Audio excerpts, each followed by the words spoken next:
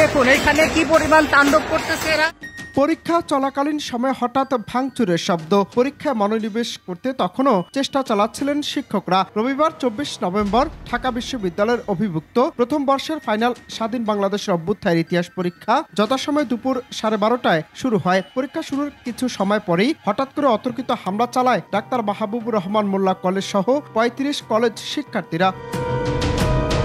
তবে ঘটনার সূত্রপাত বৃহস্পতিবার 21 নভেম্বর ন্যাশনাল মেডিকেল ইনস্টিটিউটে ডাক্তার মাহবুবুর রহমান মোল্লা কলেজের শিক্ষার্থীরা তাদের সহপাঠীর ভুল চিকিৎসা ও মৃত্যুর ঘটনায় মানববন্ধনকে কেন্দ্র করে। অভিযোগ, সে সময় সরোয়ার্দী কলেজ ও কবি নজরুল কলেজের ড্রেস পরিহিত কিছু শিক্ষার্থী মানববন্ধনকারীদের উপর হামলা চালায়।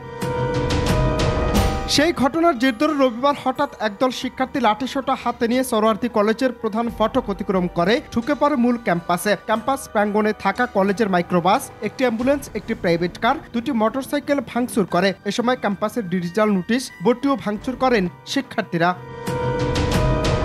আবার নিচতলা থেকে পুরাতন ভবনের দ্বিতীয় তলায় উঠে বাংলা ইংরেজি বিভাগ ও অফিস রুমে ঢুকে ভাঙচুর ও লুটপাট করে শিক্ষার্থীরা। একই ভবনে অবস্থিত ইসলামিক স্টাডিজ এবং ভূগোল ও পরিবেশ বিজ্ঞান বিভাগেও ভাঙচুর করে তারা। বাদজানি পরীক্ষার হলে থাকা বেঞ্চগুলো, উপাধ্যক্ষের কার্যালয়, তৃতীয় তলায় অবস্থিত প্রাণীবিদ্যা বিভাগের গবেষণাগারে ভাঙচুর ও লুটপাট চালায় তারা। এ সময় গবেষণাগারে থাকা কঙ্কালটিকেও লুট করে নিয়ে যায় বলে জানা গেছে।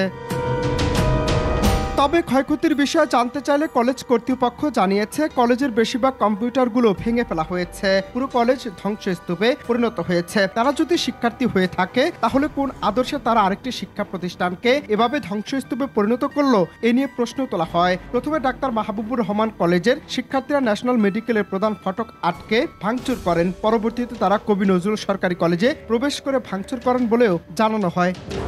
অনন্ত হাসান মাসুদ, বাংলা টিভি, ঢাকা।